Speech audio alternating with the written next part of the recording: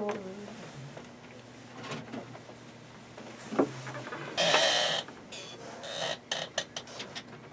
Congratulations to Rob Flores and Falcon Spotlight, nominated for Best Public Service Program by the Intercollegiate Broadcasting System. Everything you want to hear from the voice of Cerritos College, WPMD on the net, where people make a difference.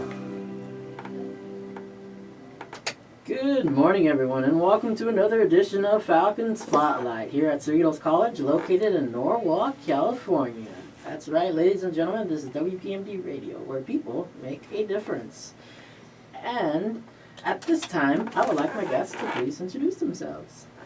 Hello, my name is Karen Patron. I am a student senator here at the ASCC, and I'm also a AB 540 student. I'm currently a member of the Dream Club as well. Hello, my name is Gerardo Estrada. I'm part of the Dream Club, and I'm the chairperson of Public and Outreach. And just so you guys know, ladies and gentlemen, outside right now at Falcon Square is the Financial Aid Fair. And they will be available there till, I believe, 1 p.m. So if you have the chance, feel free to talk to the representatives out there and, find out about financial aid. Ladies and gentlemen, our broadcast is brought to you with different platforms here. We have different platforms that you can actually listen to WPMD. So definitely, Google us. You will find, different varieties of ways in which you can listen to us. For example, iTunes. At the moment, we also have video right now going on here. So soon be on YouTube, the video as well, and experimenting right now with you now. So we're different live streaming all at once. So anyways, tell me you guys' majors. Oh, well, I want to major in liberal studies. I want to be a teacher, kind of help influence the future of tomorrow. And I'm a mechanical engineer. Hopefully get into the automotive field, and yeah, I'm interested in engines, cars, racing. So what number semester is this for you guys right now? This would be my second semester here at Cerritos. For me, this would be my second year. Cool. Now, sometimes when people first start college, they're overwhelmed and stuff. What was your first semester like? It was honestly welcoming. My first semester was really welcoming. I actually am the type of person to get involved, so I kind of had the support to help me through my classes and kind of guide me what to do and what not to do and what to look up to, look for in classes and professors and stuff like that. For me, my first year in college, I was in track. I felt very, I had counselors like Michael Miles. He helped me a lot. But as time got out, I got out of track. But at first, I was kind of lost because I'm a AB 540 student, so we didn't get as much as financial aid as regular students. But once I talked to Yesenia, and she led me through filling out the DREAM Act application, then that's how I felt more aware of my resources. And for those that are not aware of what AB 540 and stuff like that is, can you explain it? Okay, so AB 540 is a fee waiver. It's not a fee waiver. It's a waiver that you have to fill out because you were not born in the United States, but you have lived here all your life. Mm-hmm. So technically, it knocks off the what is it called? The fee that they would charge you for out of state. Okay, we are also dreamers, so our parents are immigrants here to this country, and we thanks to Obama and Affirmative Action, we are given the privilege to come to college, to work, and to be able to receive money in order to continue our studies.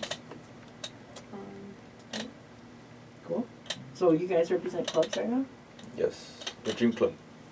Tell me about it. So the Dream Club is we want it to be, we're working on it still, but it's like a support system for those dreamers that are coming in. We're also like a resource fountain. We want to help them, guide them, and let them know that, if there's options for them for financial money. There's options for them for scholarships. There's options for them to go get their books, rental or a voucher or whatever.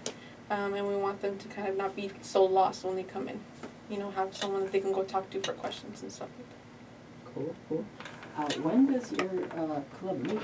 We usually meet every 2 weeks, Thursdays at 11 a.m. And where? It's in social studies. 201. 201? 201. Cool. Now, for people who are just transitioning from high school to college, tell me, what are the benefits about joining a club? The benefits would be that you kind of have, in a sense, a hand to hold while you're transitioning into college, because high school is easy as compared to, I mean, college is easy, but it's just the fact that you transition not just education-wise, but also socially, you know? And it's nice to kind of have that support and have that, like, oh, come on, this is what, you know, I would recommend. This is what you could do.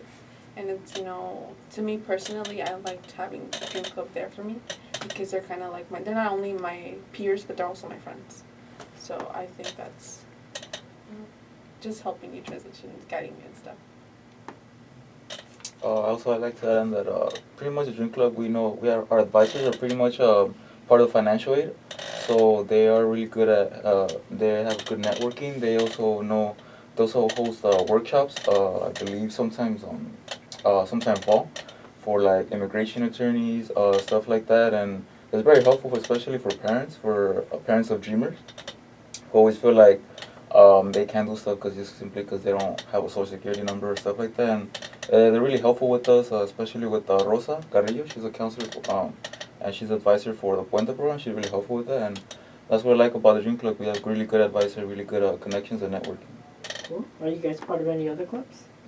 Not clubs, but just student government. And, you know, I hope to, you know, as a senator, not only learn new ways that I can get students involved, but also help out my fellow dreamers to get more opportunities here on campus, and to also spread awareness within campus, not only with faculty, but students as well. Cool. We're going to go ahead and knock the public service announcements out the way, and then we'll be right back.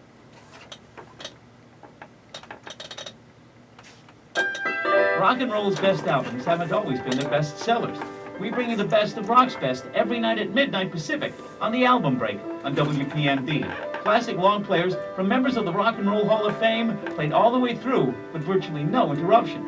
Hear more than the hits from rock's greatest names. Start your day with the Album Break, 7 nights a week at midnight Pacific, only on WPMD on the net, where people make a difference.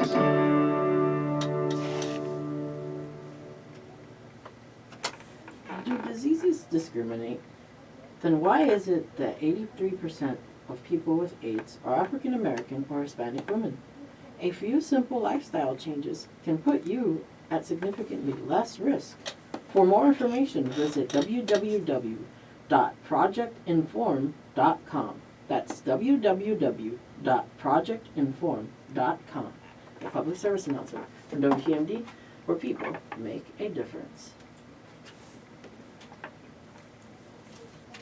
At any given moment, somewhere in America, a baby is taking a first step, a developmental milestone.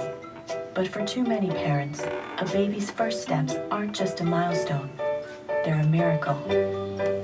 These are the parents of babies who were born prematurely or with birth defects.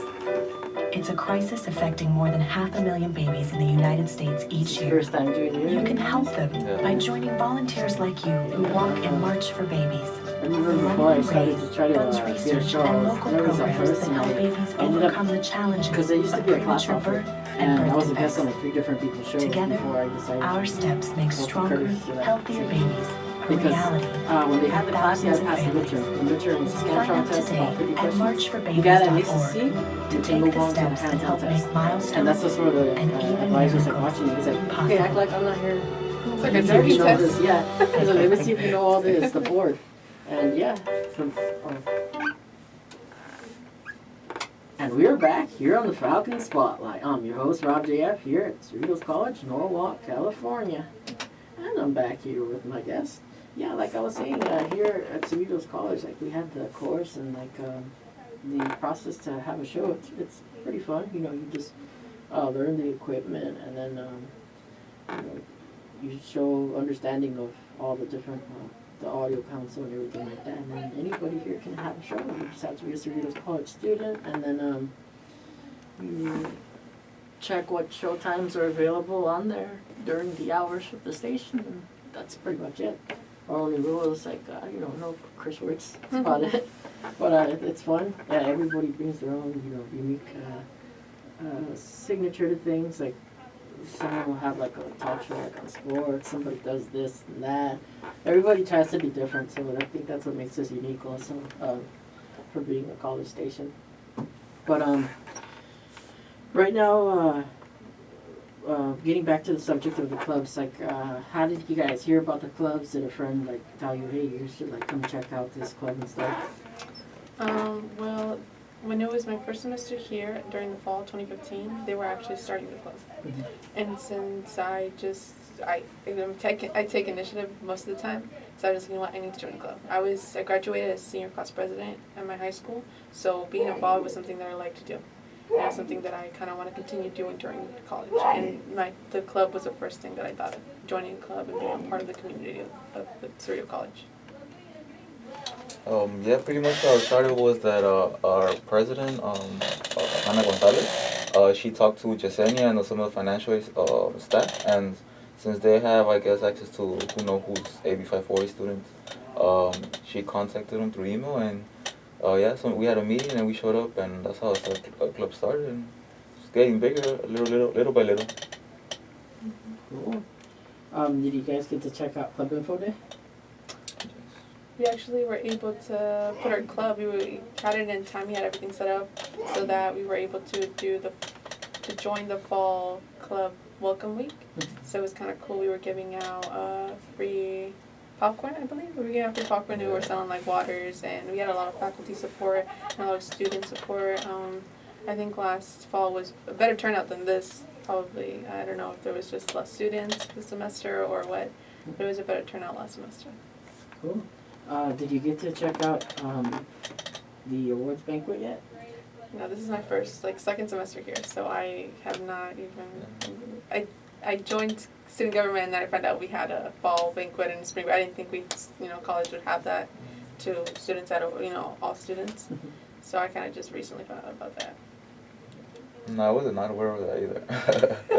It's fun. It's fun. Culinary students, they get to be in charge of making the meal for that day.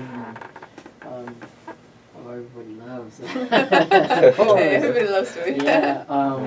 And then the awards are pretty cool too. Though, based upon like what you put on your application, what activities you attended here, how many units you maintain, did you hold any responsibilities like officer roles on the campus and so forth, and then a committee is formed from the branches of government here on campus, and they decide, this person did a little bit more, so this person gets there's still leadership certificate, and then there's the Falcons, the bronze, silver, and gold, which are plaques. So it's pretty cool. Mm-hmm. Right now, as far as student government, how did you hear about that? As far as student government, well, there was legislation brought to us asking that they would knock off the celebration. They wanted to kind of take off the celebration because they felt that the money could be used for a better purpose, it could be used more directly to students. Mm-hmm. That's what they felt. And they were planning on just taking off the celebration, still giving out awards, but not really, doing the whole day event. And your process of joining student government, how did that happen? I was honestly so eager to join the first semester, but I couldn't. I wanted to join. I wanted to be a commissioner, but I couldn't join a commissioner because I didn't have enough units. It had to be a specific number of units. Oh yeah, the 5. So yeah, and I didn't. I could barely get 10 units, and then I wasn't. You have to have a transcript from Cerritos or whatever, and they're like, you can join Senate though. Senate's always looking for freshmen. And I was like, do I really want to be a senator? I have to read a lot. Because that's what they told me. You have to read a lot. You have to, kind of, I'm more of a doer. Like, I like to physically be involved. I was also, that back in high school, I was always help out the rally girl. So my job was to set up the music, set up the sound system, make sure the mics work, make sure we had a playlist for that week. That was my thing, and I enjoyed doing that. And it's just sitting there and kind of like, but now that I look at it, I feel more involved actually being a senator because you have you do like the business side of it. You kind of do the paperwork of it, and then the I feel like the executive cabinet kind of does like goes out and does the actual thing. You know, we all have separate jobs, but I was really nervous. And the first semester, I usually I have to take a step back, because if I get myself too involved with the Dream Club, I'm gonna be overwhelmed with things. So I waited the second semester to kind of join, and I talked to people and like, well, what's Senate like? What do they do? You know, kind of just inform myself what I'm getting myself into before I actually do it. So it was it took me a while. I was still iffy about the decision, but I'm glad I made it. Yeah, and most people would say that it's the most powerful branch too, because for every senator, each Senate seat represents 500 students of the population here. Yes, it does. So that's pretty cool. To represent 500 people. I know. That's what I'm saying. Like, if you guys have concerns or questions, don't be afraid to come and talk to me. You know, I respect everyone's opinion. Everyone's human. Everyone's allowed to voice their opinion.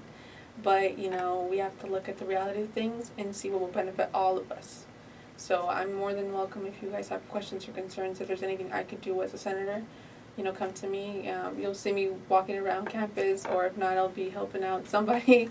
Most definitely, I also ask clubs, you know, as clubs, I feel like we're the gateway to students at large. So if you know, I think students should join clubs, because that's kind of like they build their nest, and they also grow as a person. So I think that also if you're in clubs, you're also in touch with the government, the student government, and that's how we will voice, you know. I feel like that's a connection. I don't know, like, it's kind of weird, but it's just, I feel that the clubs are vital because they're the gateway for all the overall students. And then as senators, we should be involved in clubs, and we should go out there and talk to people, you know, not be afraid to go out and just speak to different kind of people, because we all have needs. And I feel like as senators, we represent those, and it's our responsibility to go out there and talk to people. What's been some of your favorite events so far that you've gone to here? Favorite event? I think the leadership conference. Yep, leadership conference. It was, I don't know, I didn't expect it. I honestly expected it to be kind of boring. Because I expected lecture after lecture after lecture. Because I've been to conferences before, and that's what it is. I also volunteer at my church, and they do, because I'm also a catechist, which I teach communion, and they do conferences, and it's just lecture, you know? So it was interesting because, you know, you learn a lot in such a short amount of time. So they taught us about time management. They taught us about how we should how to speak, how to present ourselves, you know, as a leader especially. Body language. Body language. What other talks did we get? We not just that, but we also got to network with people. That's honestly where I confirmed that I wanted to be a senator. The leadership conference kind of like, you know what, this is what I want to do. I want to join Senate. Because, you know, you get connected to those people and you see that, you know, you can actually help out. You know, I'm all about helping everybody else. So. Yeah, they also talked about ethnicities.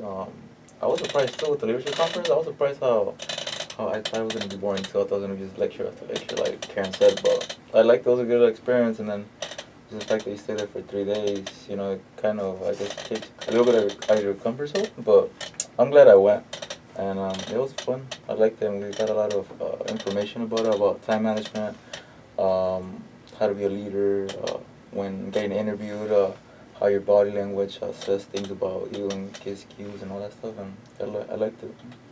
What kind of guest speakers did you guys have?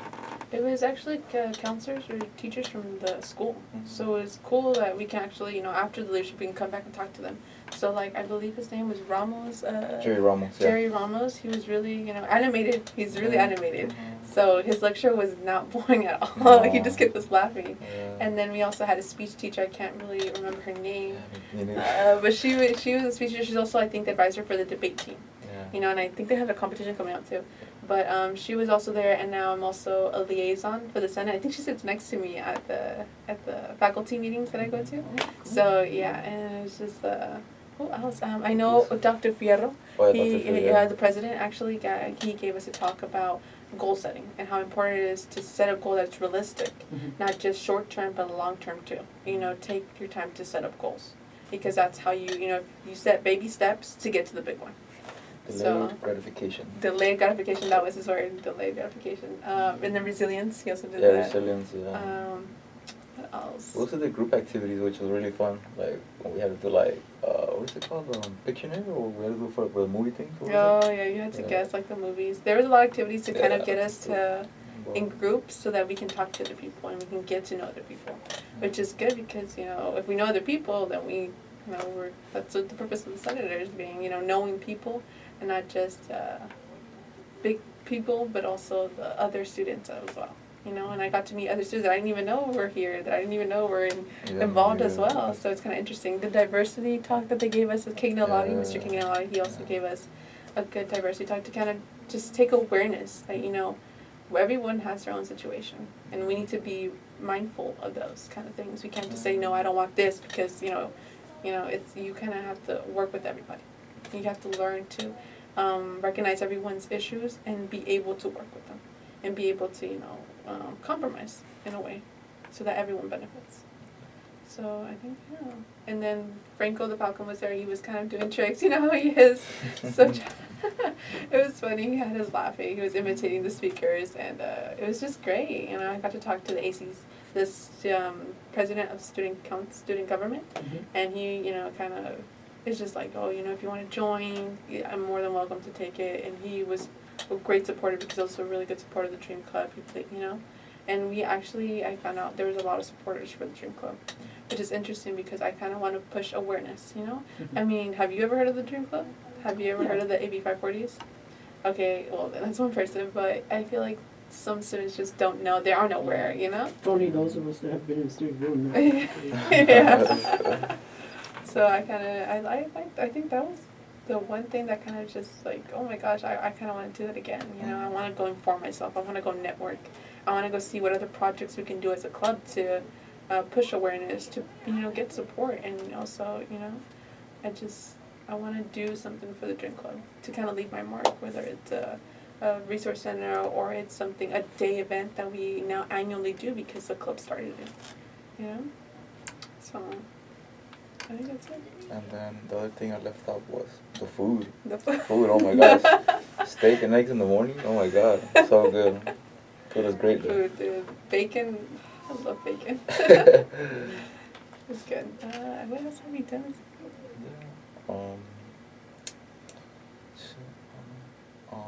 That one just stuck out the most because it was just that we have been planning to hang out and stuff as a group to kind of not only know each other as, like, you know, our peers, but also as our friends, you know. So because I feel like if you have a connection with somebody, you feel more united. You unite, you know, the group unites and they work together better.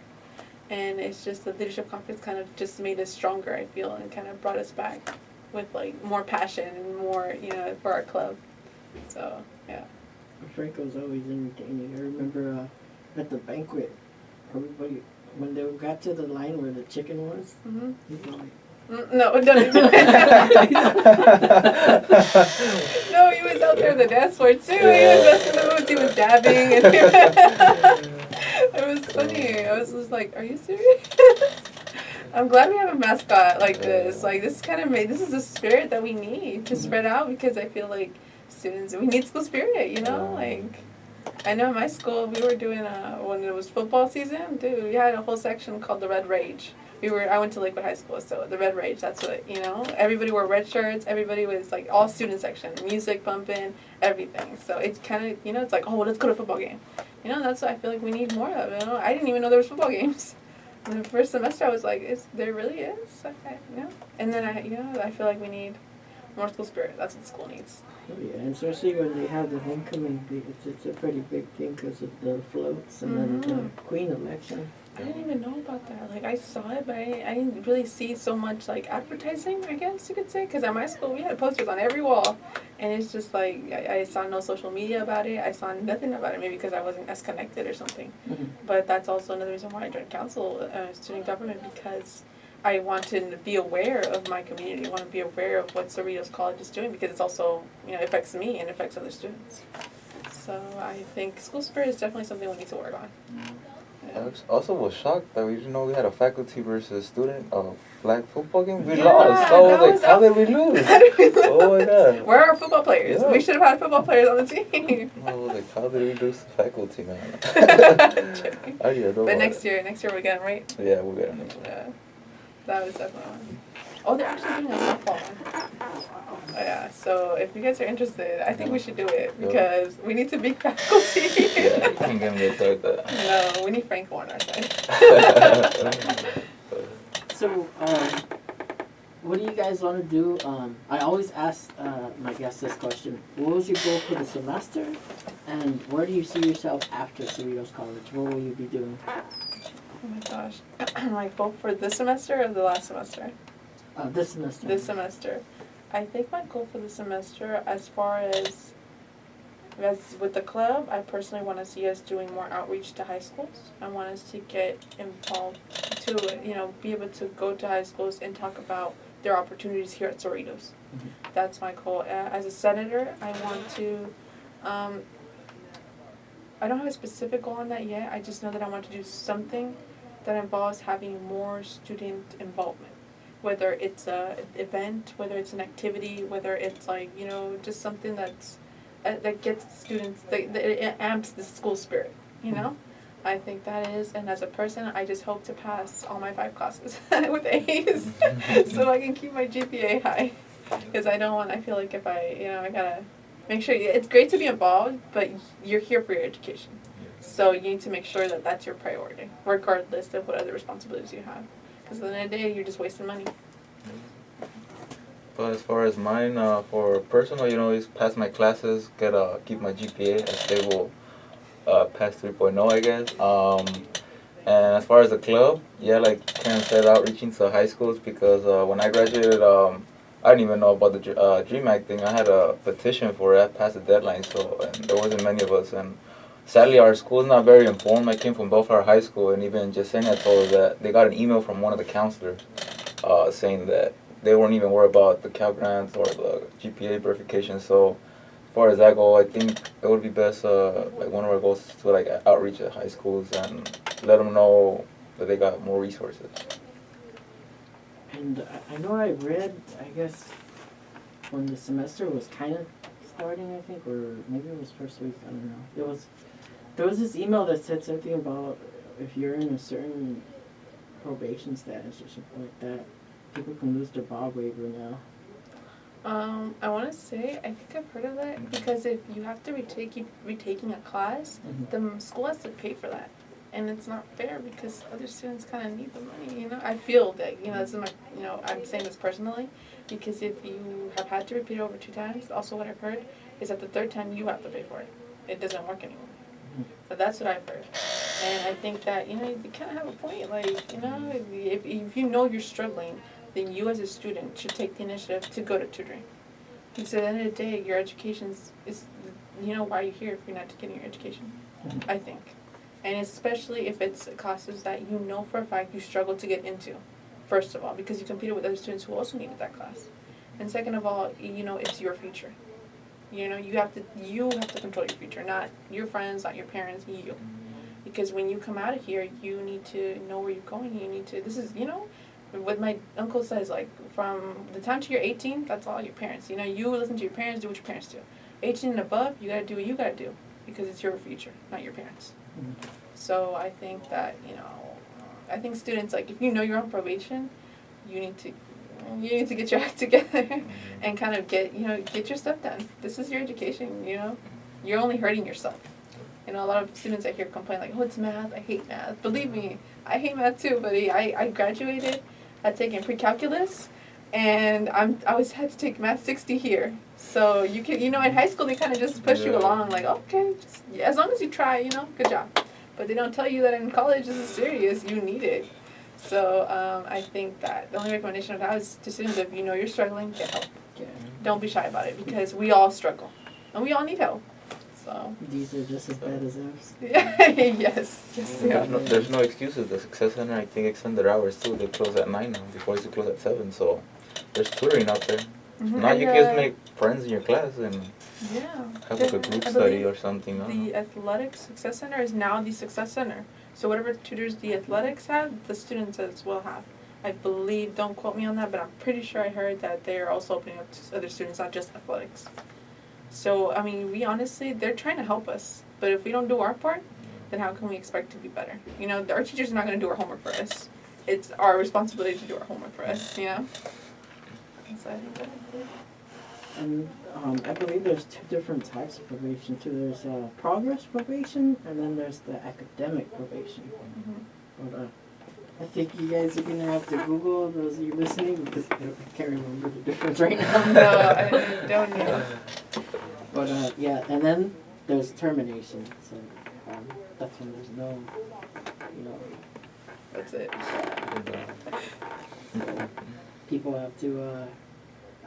They also have rules in place too for student government. If you know you have GPA lower than what it needs to be, or if you had an F, then you can't come back the next semester. You won't be able to join any branch. But it's definitely exciting and interesting to be part of student government, and at the same time afterwards, you're like, no, I missed it. Oh, but I messed up on that class. You're like, "Brr, math, look what you did." Oh man. So career-wise, what is it that you guys want to be afterwards, after school? Well, since I was a little kid, I was always known as a teacher's pet. Always. The teachers would leave notes to the subs saying that if they needed help to ask Karen because Karen knows the rules. So I've always wanted to be a teacher. I don't know. I just love seeing the kids' faces. Like I like teaching 4th, 5th, and possibly 6th. I'm not sure though. But just the little faces when they accomplish that, you know, like that one math question or that one. I don't know. I love the feeling that I get by helping somebody else. That's my thing. And especially when it's little kids, I just feel like I had such great teachers at my youth that they would always push me, would always, you know, like, they're like, oh, Karen, you know what, can you help out the student? You know, I feel like, you know, they asked me to help other students. Yeah, I actually was tutoring a student from Bangladesh when I was in 2nd, 3rd grade, just teaching him the basics of English, kind of like, because sometimes you learn more with someone your age than a teacher. So, I don't know, I feel like teaching is my calling. I volunteer at my church, and I've been teaching communion because I'm Catholic. I've been teaching First Communion for 4 years almost. I was assistant catechist for the first 2 years, and then the other 2 years I've had my own class. So I enjoy being able to help the future, because these kids, they're going to be our future teachers, our future policemen, our future scientists, and I feel like I want to be part of that bigger picture, you know? As far as my career goes, I'll probably get into probably some type of program involved with cars. So I was little, I've always loved cars. When I still got my first car, it was a 93 Miata, and just the fact that sometimes it breaks down on me or little things like that, you know, helped me learn, I guess. But I've always been interested of like how the engine works, the compartments. As far as I think I would probably prefer going into like more performance or car racing, probably NASCAR racing. I've always been fascinated about having V8 cars or freaking cars with 10 cylinders. And yeah, I mean, I've always loved them since I was a little kid. Since I was a little kid, I had a big collection of Hot Wheel cars. So cars are just my thing I love. I probably would love to go into engineering, but some type of involvement with cars and performance. Yeah. So in other words, you're a big fan of like the Fast and Furious.